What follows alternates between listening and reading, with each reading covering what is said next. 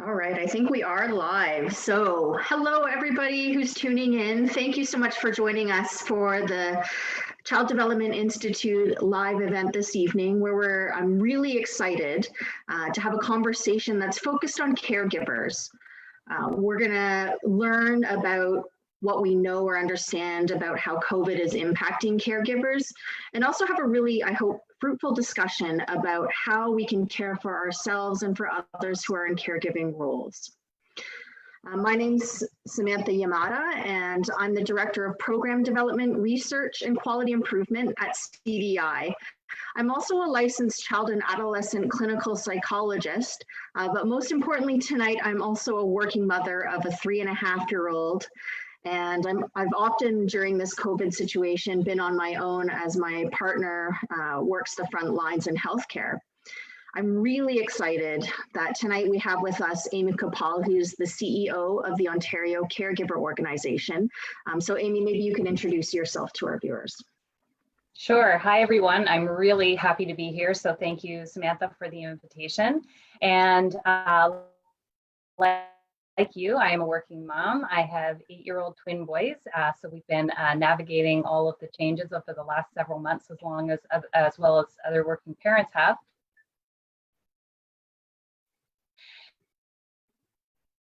And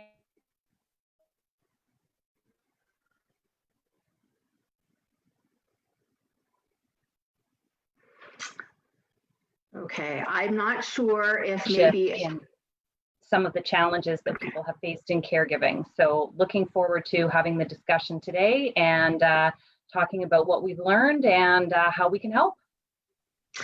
Yeah, and I just wanted to check in. We're very fortunate to have Baden on the back end checking for our IT things. And Amy, and my screen, you sort of froze a few times, but we'll have an opportunity to kind of recap your intro. Okay, great.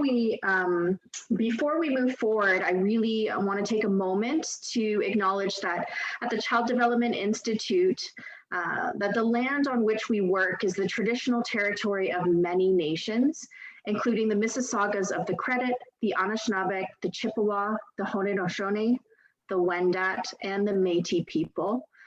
We also acknowledge that Toronto is covered by Treaty 13 with the Mississaugas of the Credit, and our community is home to many diverse First Nations, Inuit, and Métis people, and we recognize the enduring presence of Indigenous people on this land.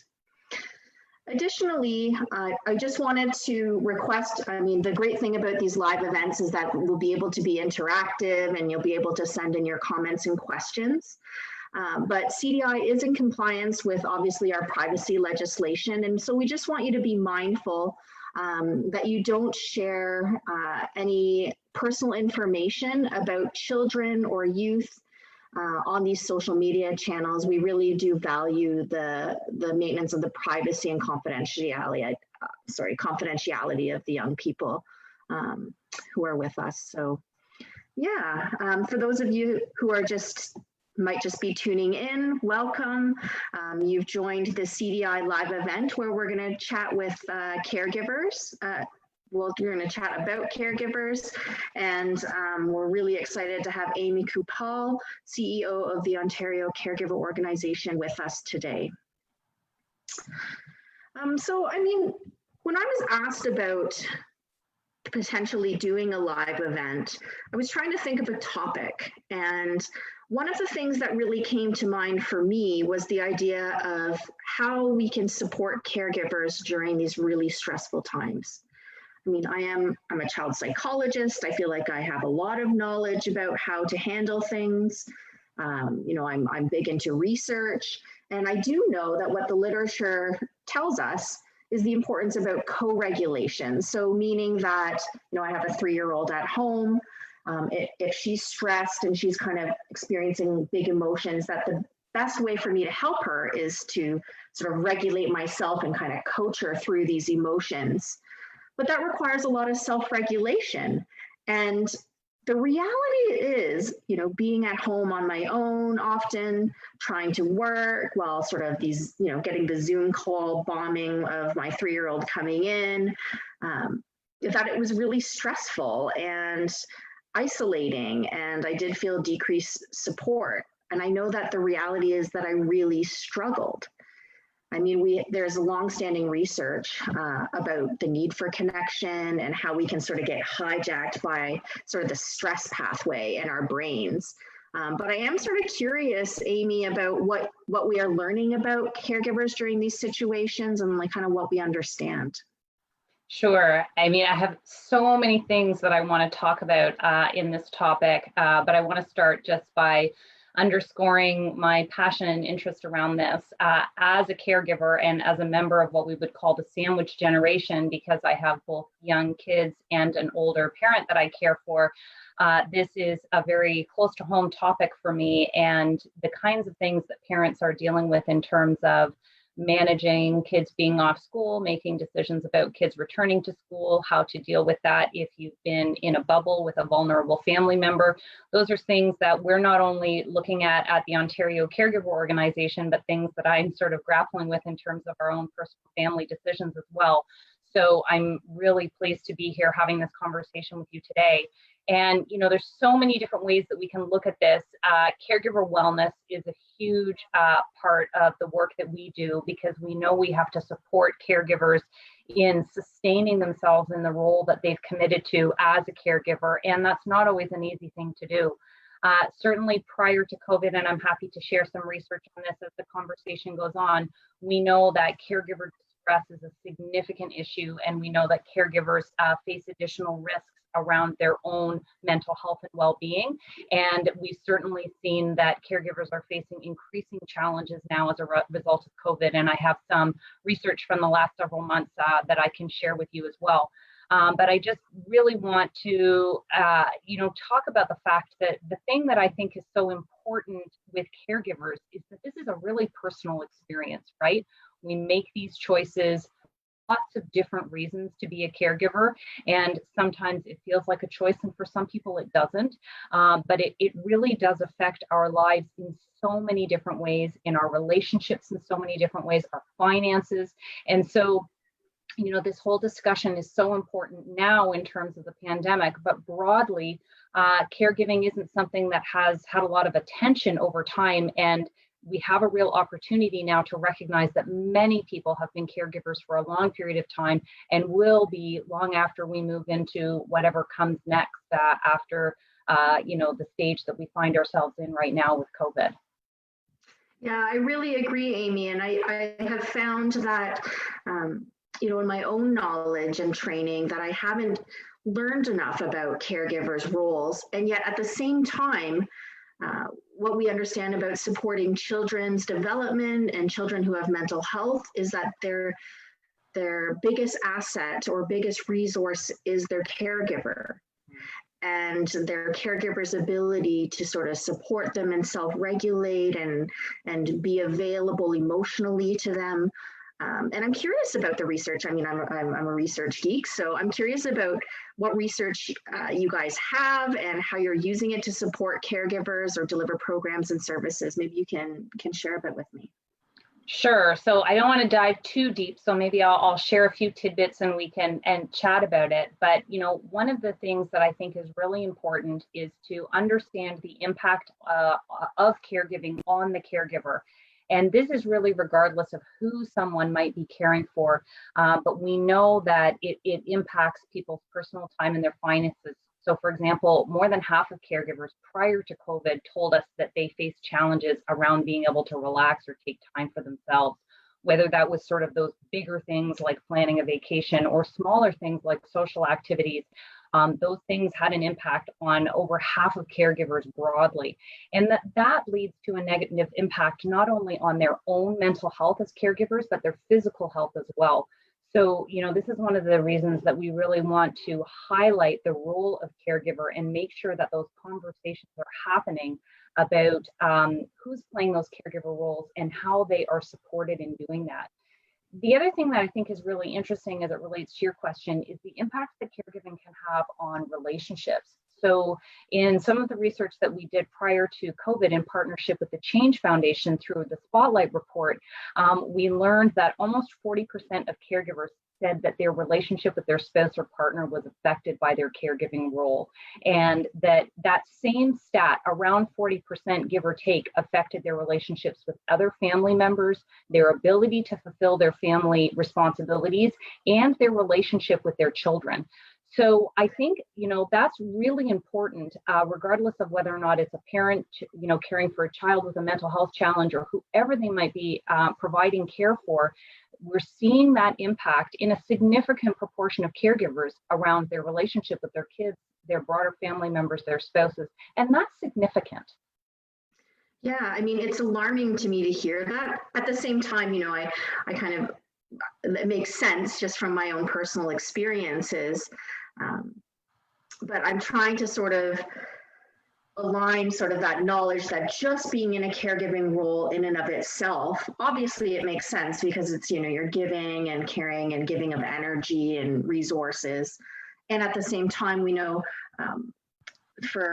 in the whole nature of caregiving is that the other person relies on the caregiver to be able to continue to do that. And we know that when we're under multiple stressors, especially stressors that can't be controlled, that it activates in our brains that, the HPA axis or that stress response. And the stress response is really, can be really depleting to the person who is in that caregiving role. I'm curious about what ideas you have in terms of how we can support caregivers or what caregivers can do. I don't know if that's stuff that you guys have researched. Yeah, we've definitely looked at that, and you are quite right that there is a significant challenge around stress and isolation for caregivers, again, that pre-existed COVID. So now the risks and the challenges around stress and isolation are only increased. So we have a few programs at OCO that I think address this specifically. One, we have a number of peer support options. So we have virtual peer support groups that are happening on a weekly basis, and people can check those out on our website at ontariocaregiver.ca. And we also have our one-to-one peer matching program that's just in the process of being launched. So there you can develop an ongoing relationship with a peer who can support you, someone who's walked the walk that you're walking and who can be that go-to person. If you feel, isolated or alone, you can reach out to that person and they know what that feels like. They know the challenges that you're facing, and those relationships can be so important over time. So I think, that the value of peer support is not to be underestimated.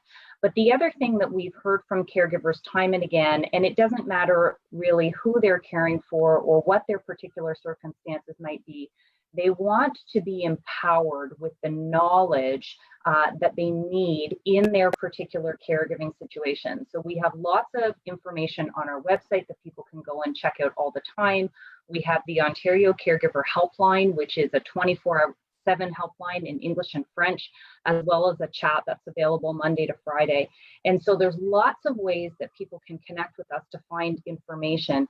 But we're running right now about 2 webinars a month, and many of them focus on caregiver wellness and how to support the caregiver, especially at this time. So I would invite anyone who identifies as a caregiver, and we are talking about those unpaid caregivers, to check out the information on our website.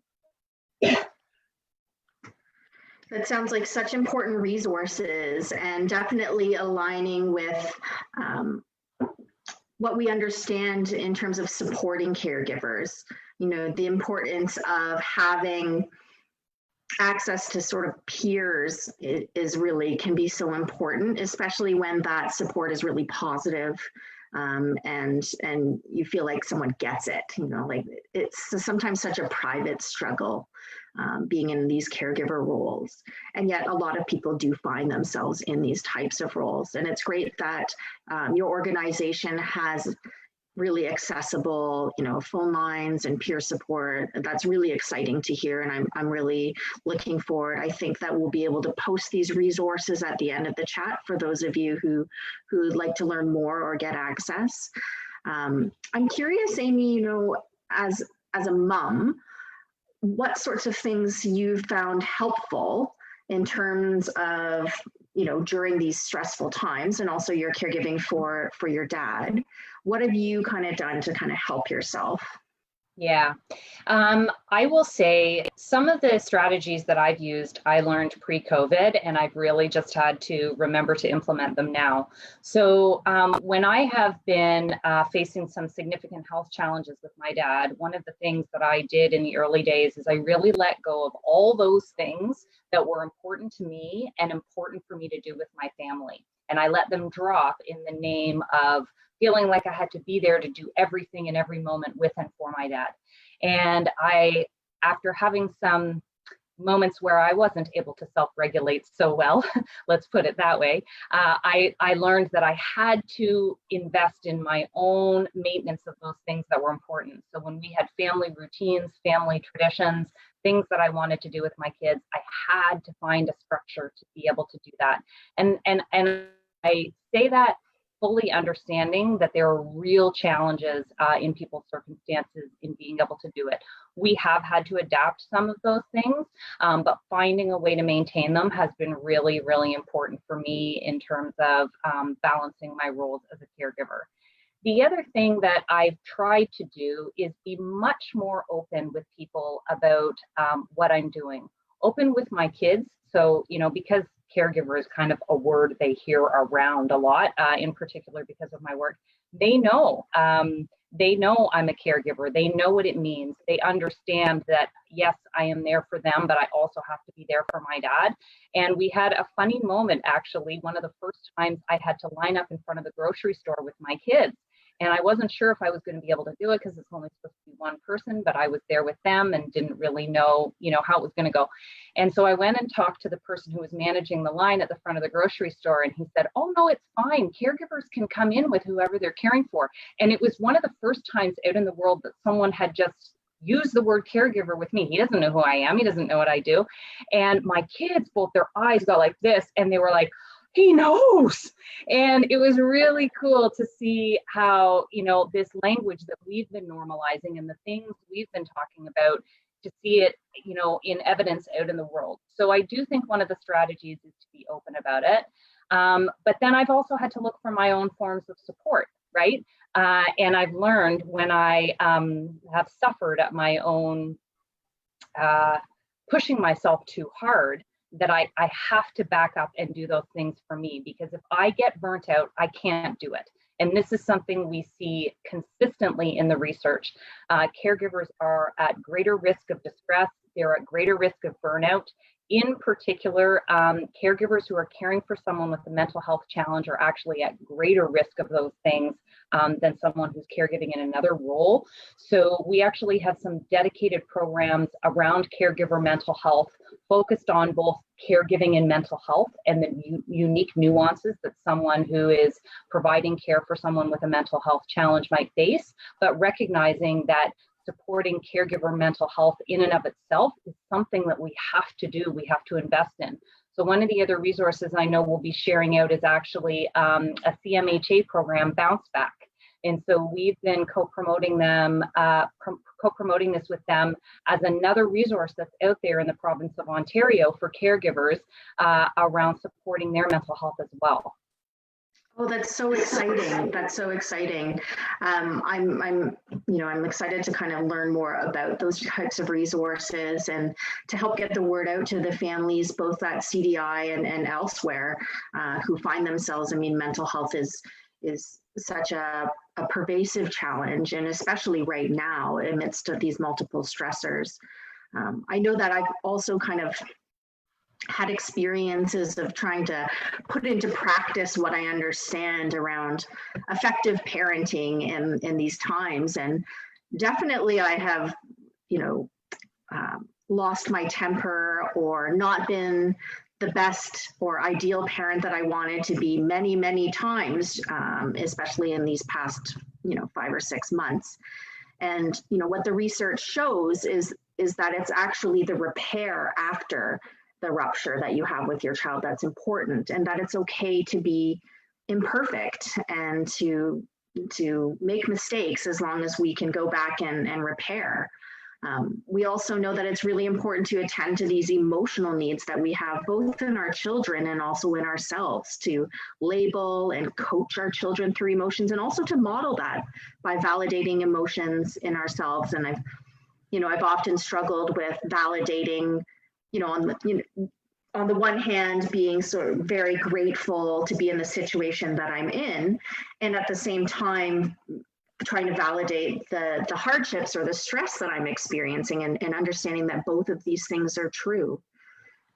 Definitely with a 3.5-year-old, lots of behaviors, lots of big meltdowns, and I think it's really important in those situations to be curious and try to see what's behind the behaviors, especially when our children are stressed, children at all ages, adults for that matter.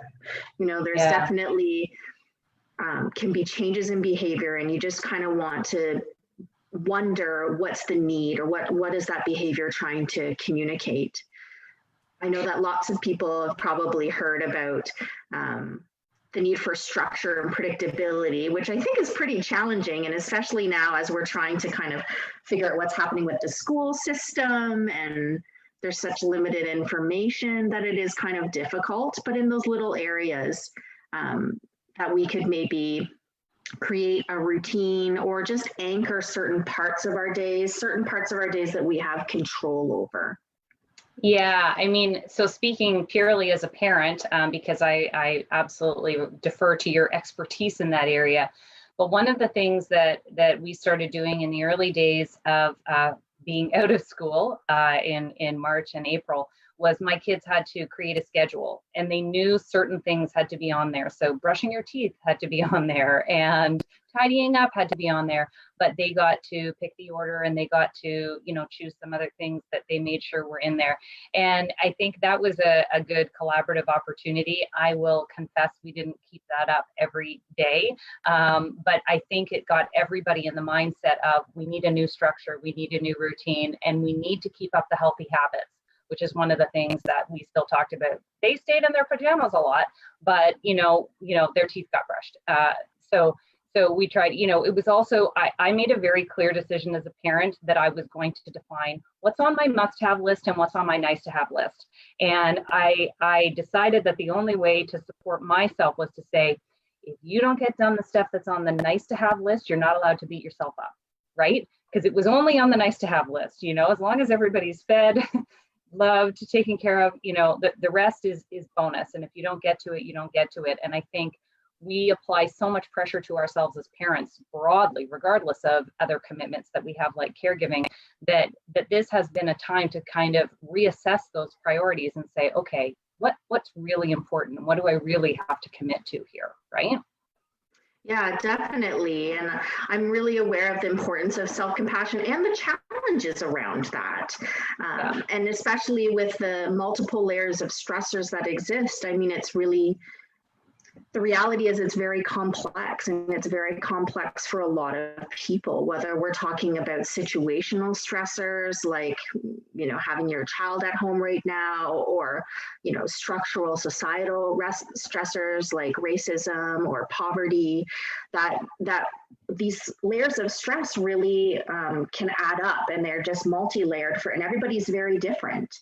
Yeah. And that the importance around both taking care of ourselves and being really mindful and sort of radical acceptance is what I often think of. It's sort of like, this didn't go really well today, or didn't go how I wanted it to today, and I'm doing the best I can. And tomorrow is a new day, time kind of flows, are really, really how some of the things that I've been using to get through. I want to invite those of you who are viewing to also share some things that have been working for you, some strategies or resources maybe that you found helpful in your caregiving roles, and also to invite you to enter any questions We'll be opening some of the dialogue for questions shortly. And so please feel free to type in, because we want to learn from you as well about what's happened. One of the things that I found, when I was more in survival mode, because I have found that without support, I've gone to survival mode, that some of this, I see a lot of stuff about self-care, and that some of the only self-care I could do was really tiny, like maybe listen to a meditation on Insight Timer for 5 minutes before I go to bed.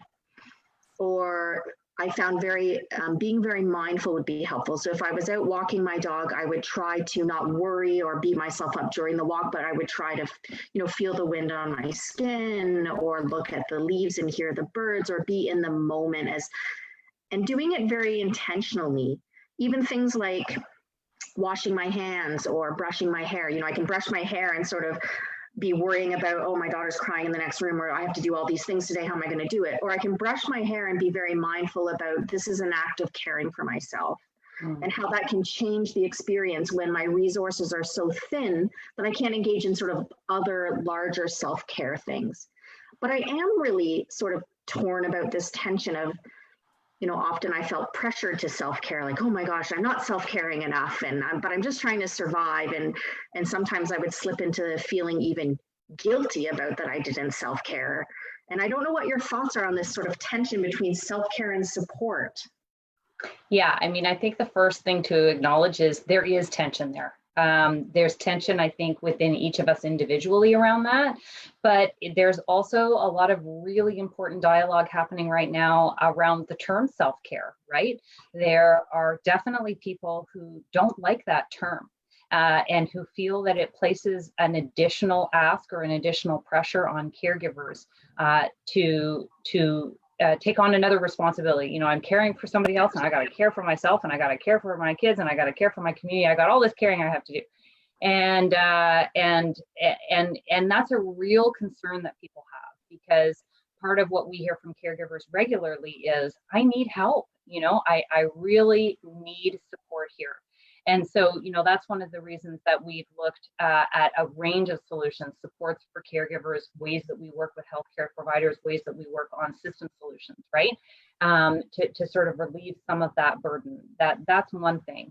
But the other thing that I think you highlighted, which is so important, is, I think self-care has had some bad press, if we could put it that way, where people feel like self-care means go and have a spa day, which A, may not be a possibility in COVID, but B, is not a possibility for many people for lots of different reasons.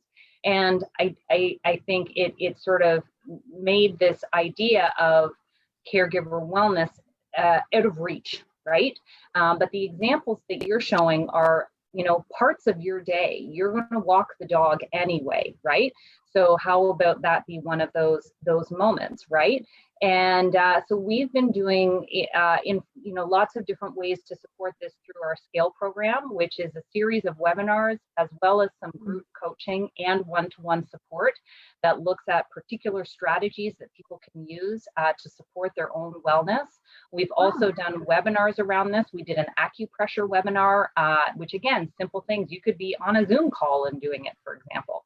So I think introducing those little micro strategies, if we can call them that, is another way that we can help people to sort of reset the balance around stress, because I think everybody has faced stressors around the changes in our society, in our circumstances over the last several months. And when you think about the fact that caregiver distress was already relatively high, it's an exacerbating factor. And, especially when circumstances have changed, whether you're caregiving at home or whether the person you're caring for might be in hospital or in and out of hospital or in and out of some other form of treatment or long-term care or whatever the case may be, there are some real additional stresses that people have faced. And it has been a true challenge for a lot of people. And so, again, visit our website on ontariocaregiver.ca.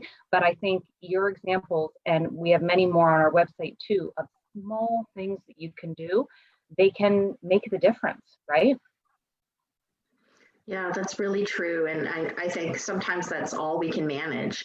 I know it's really important to seek support, especially when, there's a lot of people who are struggling to get their basic needs met, food, shelter, safety, and access to meaningful resources around their culture and religion and the communities that they rely on.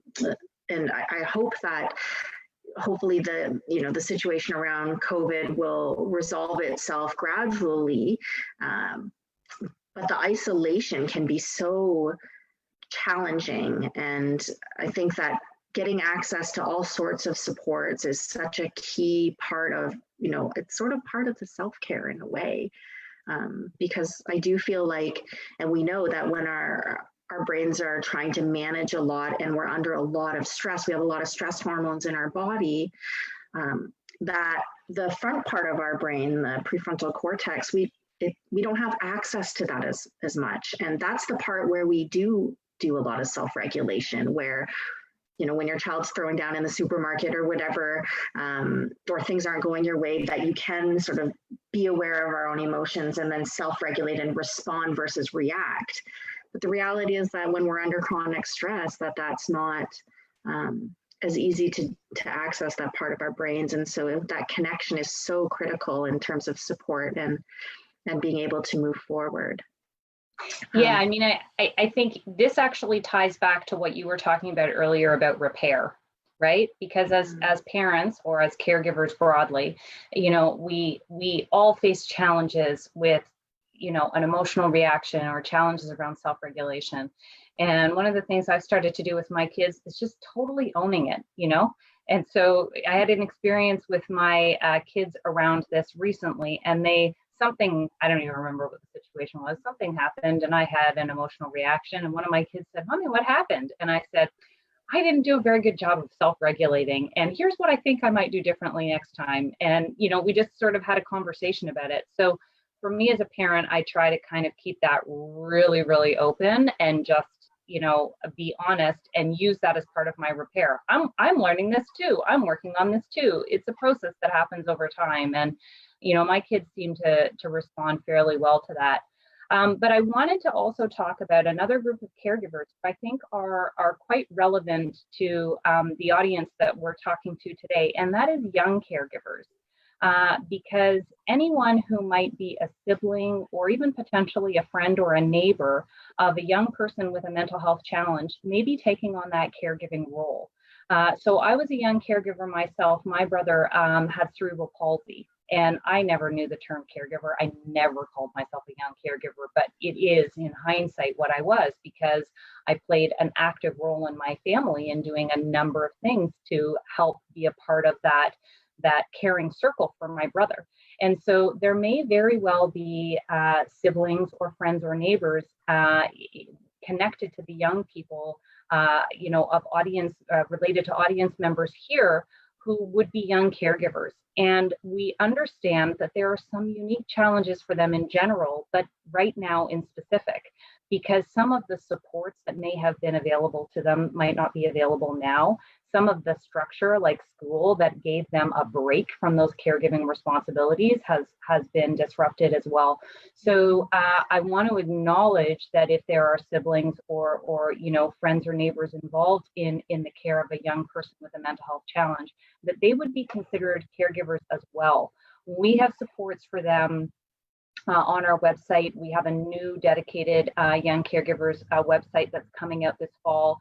And there's also a great group called the Young Caregivers Association, and we'll include the link to that as well, that has some amazing resources and programs available. So I don't want us to forget about those young caregivers who are really an important part of the mix here too.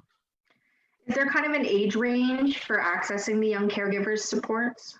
Yeah, so I mean, the data that we have is tricky because generally, we don't start to get into that until we get into the teens, and usually young people would be considered young caregivers up to the age of about 24.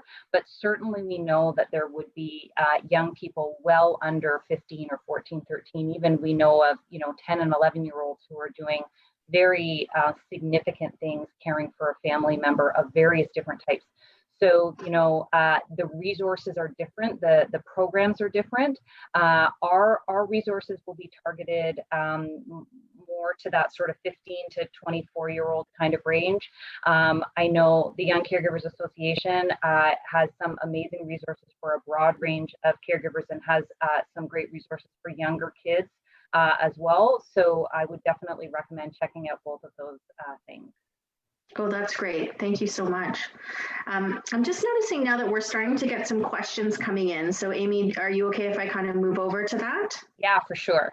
Okay, so let's see. The first question I have is this. I'm a teacher, a parent, and a caregiver for an elderly parent. The burnout is real, and I'm not looking forward to back to school, no doubt. What suggestions do you have for productively explaining the pressure I'm under to those close to me without it sounding like I'm complaining? I want to be able to lean on those in my circle without feeling like a burden on them. Yeah. I mean, this is a real challenge for a lot of caregivers, and I think this highlights another group that we spend a lot of time and programming on, which is working caregivers. So we have some resources on our website. We actually have a tool for working caregivers to speak to employers and talk to them and explain their situation and open up the dialogue about what the particular needs and circumstances might be of that individual. In this case, I'm hearing it's really about understanding, and that's often the first step, is to sort of make this invisible thing visible. And so, I think it's okay to tell people what's really going on and the challenges you really face, because sometimes, with what people put on Facebook or, what we share in passing when we're walking the dog, people may not have any idea about the challenges that we're facing. But sometimes by making those things visible, A, it means it's not hidden anymore, but B, there may be other ways of support. And sometimes, I mean, I know this has happened for me when we faced real obligations around caregiving with my dad. I can't do that other thing because I'm doing this.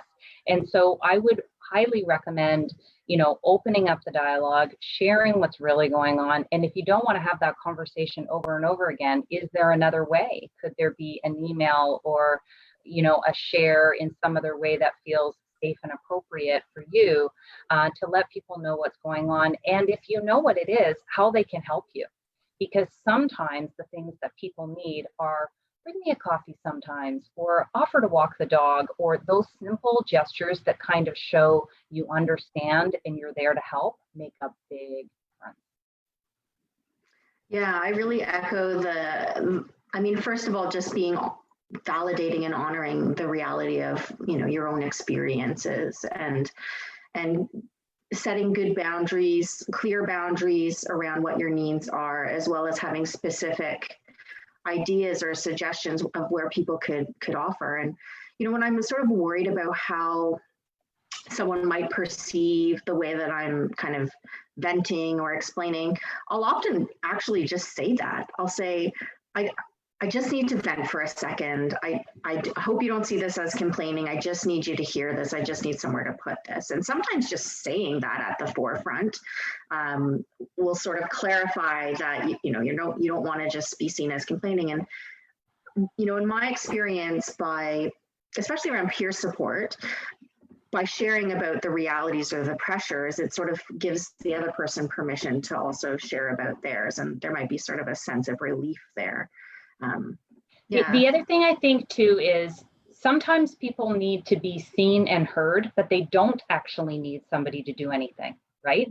And so I think if you can clarify, I'm just letting you know so I know you know, right? Or I'm letting you know because I need help. Because then it sort of sets a little bit of a boundary, because sometimes people jump into problem solving, but you don't want them to. You just wanted them to hear what you had to say. So it can be helpful sometimes to clarify what you're looking for, whether it's to be heard or to be helped or maybe both. Yeah.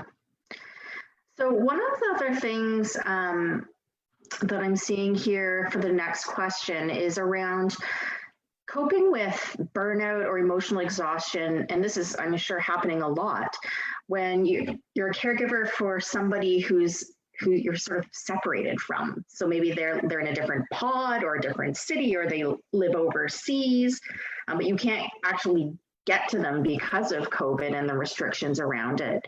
And yet you're still in a caregiving role towards them. Yeah. I'm not sure what ideas you have about how to kind of deal with that. Well, interestingly enough, I actually think there are more options now than there were a few months ago in terms of distance caregiving, because so many things have become virtual. So in some instances, there are more opportunities for virtual visits. There are more opportunities for virtual consultations with different professionals that may not have existed before. And that is not at all to take away with the real challenges that people have experienced around limitations on access and visitation. But if you are at a distance, I would strongly recommend determining what options are available for connecting virtually with both the person that you are caring for, but also with any professionals within the circles. It's important to know what permissions are required and what privacy regulations are in place, because oftentimes there needs to be permission given on the part of the person, the patient or the resident, whatever the case may be. But the other thing that I would recommend is really looking at what is the circle of care. And so I can give an example for our family. My sister lives in Alberta and I live in Ontario, in the same city as my dad. And so when my dad has had significant challenges, we have divided the responsibilities between things that need to be done face-to-face and things that can be done at a distance. And so if it can be done at a distance, my sister does it. And it's not that I couldn't do it, but there's a recognition that if somebody is getting in their car and going, it's going to be me. And so having those upfront conversations about who does what makes a big difference. And having multiple people, you know, even the person who comes and drops off the coffee or walks the dog or makes a soup or whatever it is, all of those folks can be considered a part of your circle of care. And as this question underscores, they might not all be in the same geographic location. Somebody in the circle of care could order groceries from a distance, for example, and we have more options than we ever have on that. So I hope that that's helpful in terms of some practical strategies. Yeah, those are really great and creative. And yeah, I agree. There's been so many more options that have developed. And maybe one of the positive things out of COVID is sort of the blossoming of that virtual or online industries. And thank you for those suggestions, Amy. The next question I have is maybe one that you can also relate to, but maybe saying a little bit more about the challenges of caregiving. If you're like a parent and a caregiver for multiple people, or you know, you have multiple demands in that way. What are kinds of, maybe say a bit more about the challenges that are experienced? Mm-hmm. Yeah. And I think another part of this question is that they maybe also be a patient themselves in a different way. So one thing I would say is more and more healthcare practitioners are familiar with having conversations with people about their caregiving role. So if a caregiver is a patient themselves in any different ways, you know, related to any physical or mental health needs that they might have, I would encourage them to talk to those health providers about the fact that they are a caregiver and what the scope of their caregiving role is. And I think that that's particularly important as we think about any transition planning, because there may be things that they are taking on as a caregiver that, given their own health circumstances, may not be appropriate for them, or that they may not be able to sustain over the long term, especially if it, well, not especially, just, you know, for example, you know, if it has a physical demand like lifting, but we know that may present a detriment to their own health, that's a concrete discussion that needs to happen. So again, I would encourage open dialogue on that. In terms of caring for multiple loved ones, you know, one of the things that we hear from caregivers regularly as a successful strategy is actually using some of those technical tools. So if there's a comfort level with technology, and we can include some of these things in the links as follow-up, there are tools and strategies that people use to coordinate things online. Again, when we're in bubbles and at a distance, those can be helpful. But to use some of those tools to coordinate across different caregivers, but also different care recipients can be helpful. But I would also recommend that expansion of the circle of care, because if you are one person, helping with a number of different people. Who else can be brought in? And what I do think also COVID has kind of underscored for us is there is a whole group of people in our communities who are willing to step up and help. And if we think about what we saw at the very beginning with people trying to support those who were in isolation, who needed groceries, who needed medications picked up, who needed those kinds of things, it really reminded us and showed this great evidence that that spirit exists in our communities. And so even though that may be more of a quiet part of the dialogue today, I think I would ask how we could tap into that same spirit, because when people reach out for help, whether it's a group on Facebook, whether it's a caremongering group, whether it's through their personal networks, whether it's through a local charity or not-for-profit, there are a lot of options to reach out. And so I would say, if you feel like it's more than you can handle in the short or long term, what does that network look like for you? Thanks, Amy. I think that this is, it's the reality for so many people right now. The next question is really challenging. It sounds like it's something that's being experienced by a lot of the viewers. But people are feeling the need to make a choice between their careers and caregiving for individuals in their circle who might be particularly vulnerable to COVID. And like, when there's pressure coming from both directions, is it possible to make a choice? Or how do you tackle a situation like this when this decision seems impossible? Yeah, so we know, again, prior to COVID, that working caregivers faced real challenges around caregiving in their careers. There are people who have lost jobs as a result of caregiving. There are people who have left jobs as a result of caregiving, and people who have maintained sort of underemployment as a result of their caregiving responsibilities. One of the pieces of research that we did in the early days of COVID was to understand what the impact COVID had on caregivers. And the insights we gained on that were definitely cause for pause for us. So we understood that 3/4 of caregivers work, and that 1/4 of those folks were moving to a work from home situation, but that many others had been laid off temporarily or permanently lost their jobs, which aligns with what we heard broadly within the population. But if you think about something like working from home, so if you're a caregiver and you live with the person you're caring for, and now you have to find a way to work from home, it can be very tricky. I mean, even parents would recognize this as a challenge. I know my kids, you referred to this earlier too, my kids have come into more Zoom meetings than I might like to count. And certainly as a caregiver, if you're living with someone, there may be an expectation that you're providing that care when you really need to work. And so we know that's a real challenge. And we also know that there have been some very, very tricky decisions that caregivers have continued to make around return to work or some of the adapted work measures. So one of the things that we encourage employers is to consider caregivers as a part of the population that they're thinking about when they're thinking about what measures they can provide to someone who's at a higher risk around COVID. Because a caregiver themselves may not have that higher risk factor in terms of their own health, but they may be very concerned about the person that they care for and that person's health if they are exposed.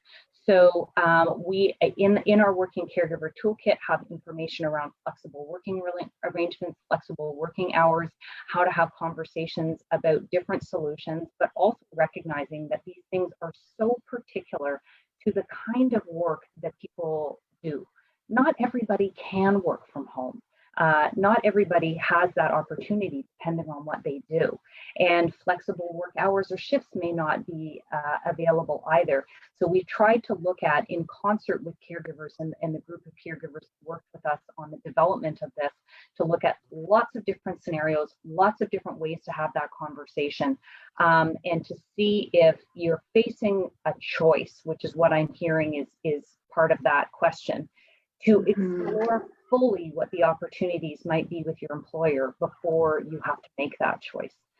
Because we'd like to see employers really look at how they can retain their employees and come up with that win-win solution.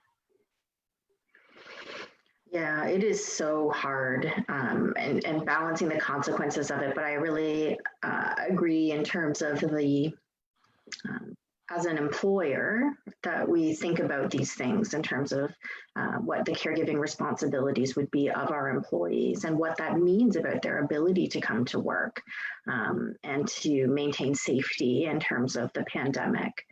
I know from my own personal situation that we were faced with a challenge around my partner working in frontline care and being in contact with COVID. And so for a period of, a couple of months, I actually didn't live with him, and we lived separately, and it was really, really challenging. And, I took my daughter and we lived with my mom, and then it actually got so challenging in terms of mental health that we just decided that we would come back and make a different decision, like rechange our bubble. And these are sort of the heart-wrenching, challenging types of decisions that can be made. And I know during those times I was really looking for peer support as well.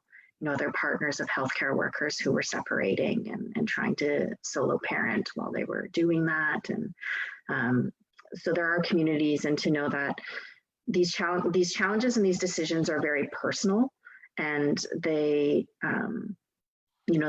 decisions that we make for ourselves and for our families on an individual basis. And yet there are others who are also facing these types of situations. And I love that your organization creates opportunities for us to come together, to have these discussions.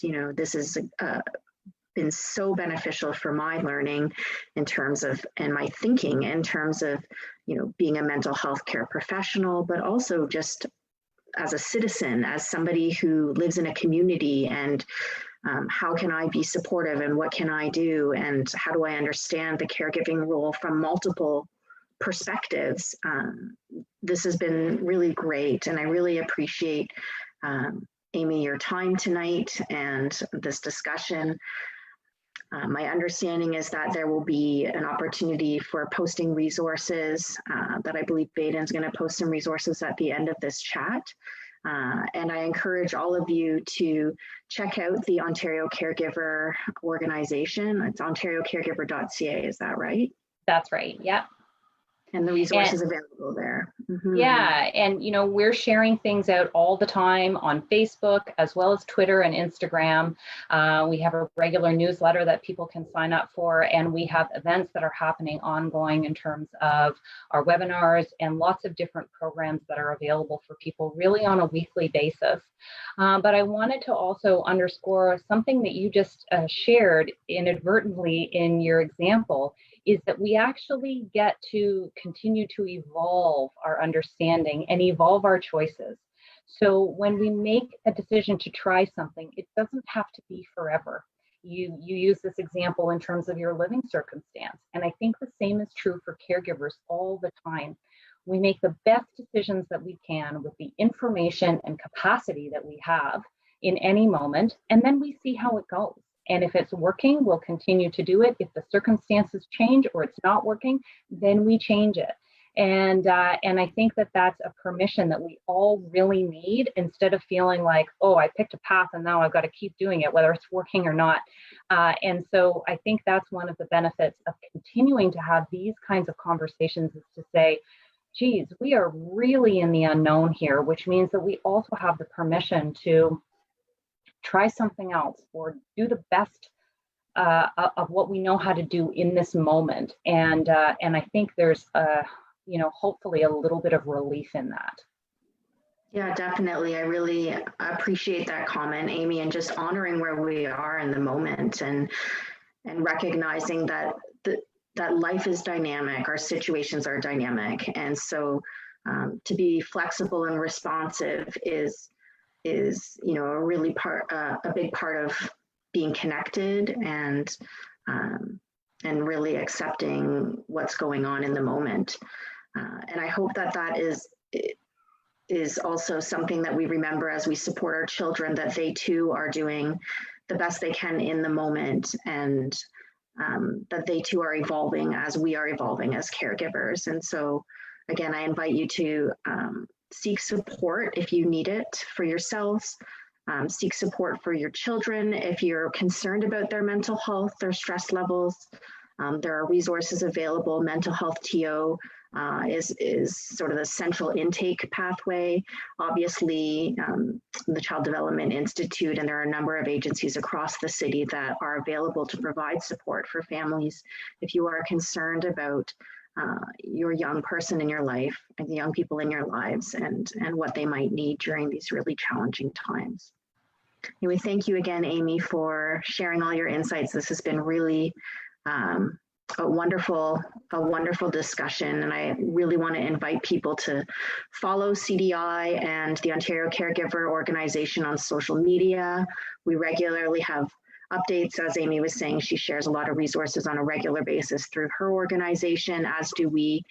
So please feel free to share, and this live event will be taped and will be posted on the website, on our social media channels and our website as well. So thank you again. Stay safe, everyone. And I hope you have a good night. Thanks so much. Okay.